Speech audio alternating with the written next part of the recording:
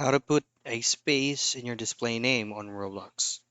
In this video, I'll show you how you can add space onto your Roblox display name.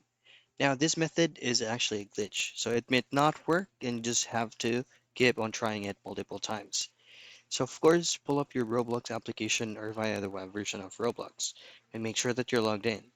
To do so, go into the gear icon by clicking on Settings. And then once you're here, you should be able to get access on changing your display name.